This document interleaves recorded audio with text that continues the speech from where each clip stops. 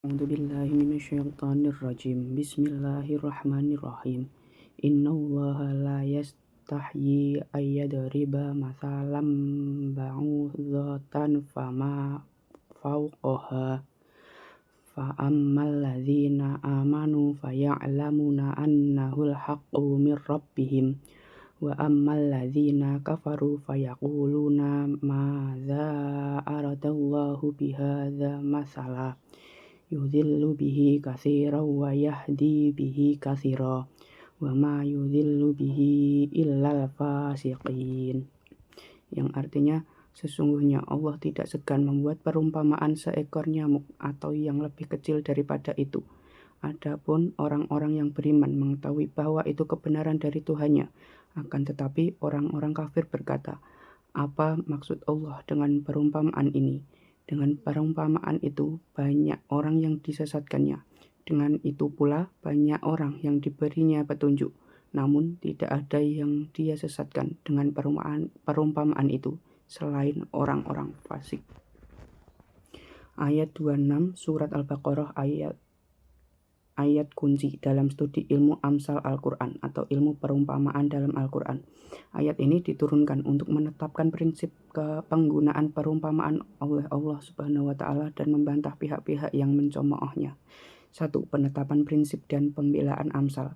Ayat ini adalah pembelaan ilahi terhadap kritik kaum munafik atau kafir yang mempertanyakan atau mengejek perumpamaan-perumpamaan Al-Quran sebelumnya, seperti perumpamaan tentang orang munafik dengan api atau hujan di ayat 17 dan 19 Al-Baqarah, atau bahkan perumpamaan tentang lalat atau laba-laba dalam surat lain.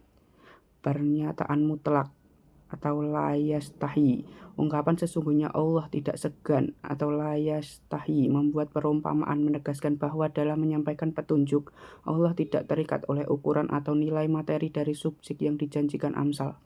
Ini adalah penegasan kedaulatan Allah dalam memilih metode pengajarannya. Keuniversalan Amsal. Pemilihan makhluk kecil nyamuk atau baudah menunjukkan bahwa perumpamaan bisa diambil dari sekecil apapun, karena bahkan dalam makhluk kecil pun terdapat keagungan ilmu dan kekuasaan Allah yang jauh melebihi kemampuan pemahaman manusia. 2. Fungsi utama Amsal.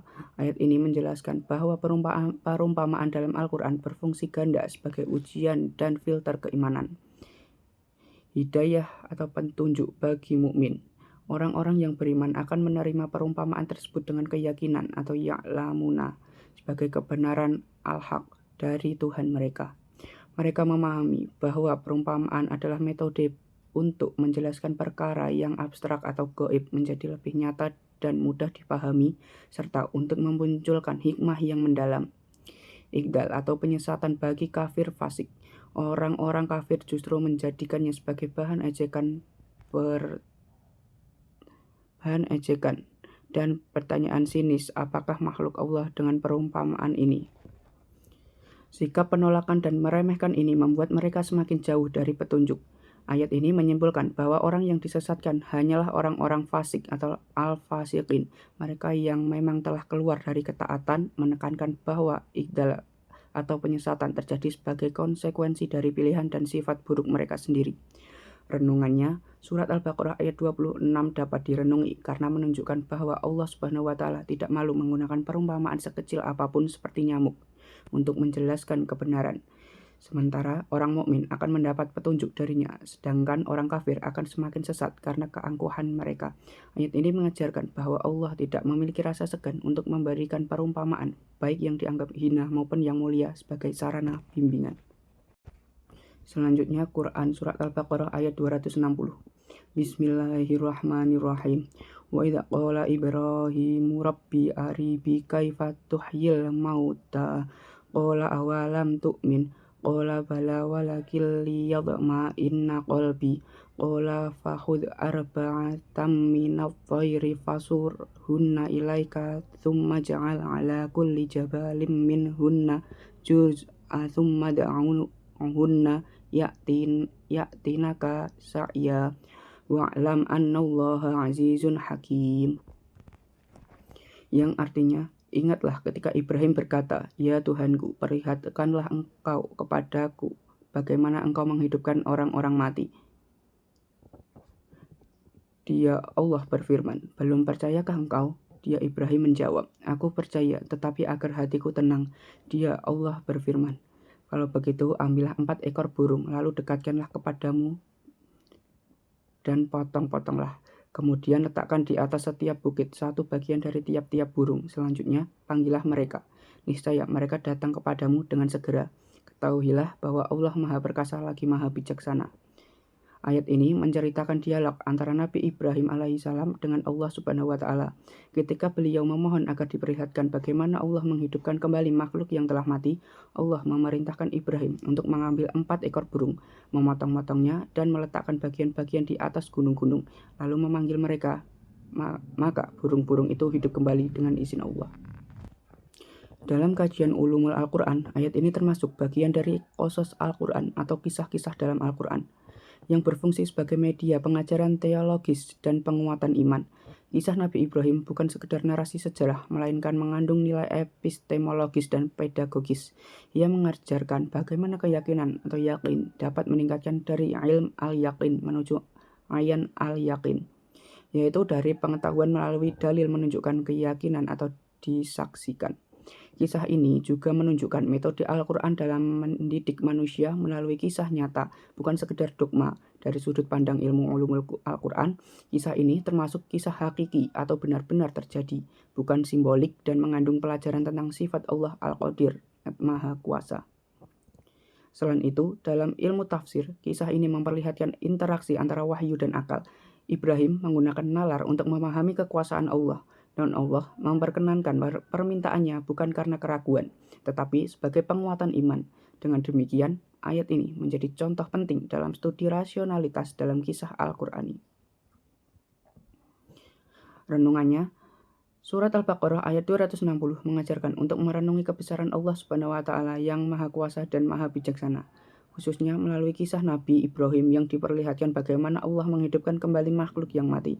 Ayat ini menjadi pengingat agar manusia memperkuat iman karena Allah memiliki kekuasaan untuk menghidupkan kembali makhluk pada hari kiamat. Selanjutnya, Quran Surat Ali Imran ayat 7. Bismillahirrahmanirrahim. Huwallazi anzala 'alaikal kitaba minhu ayatum muhkamatun hunna ummul kitabi wa ukhra mutasyabihat.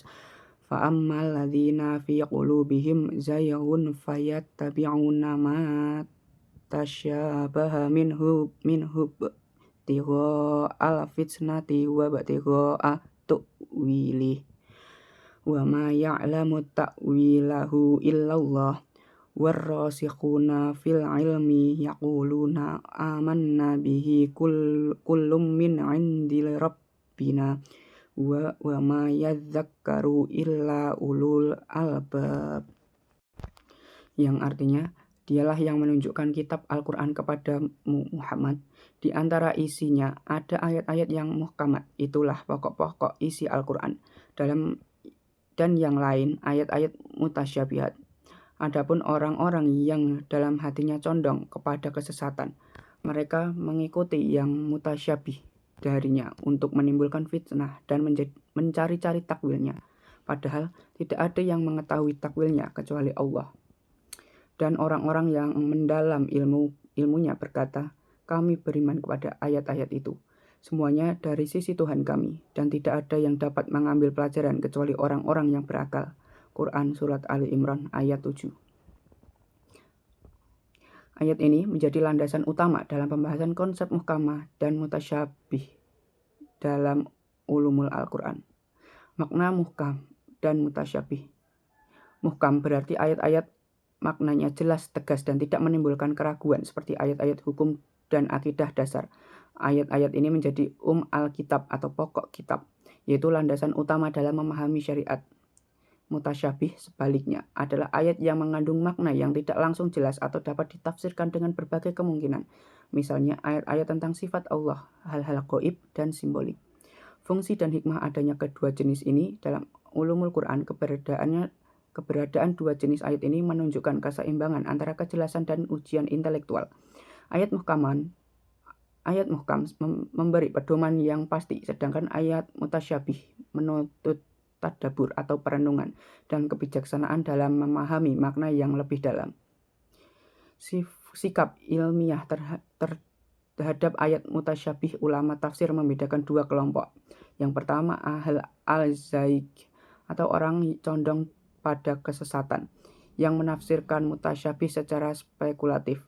Yang kedua, rasikun fi al ilm atau orang yang mendalami ilmunya, yang bersikap tawaduk dan mengatakan kami beriman semuanya dari sisi Tuhan kami, menunjukkan metode tafsir yang ilmiah dan berhati-hati.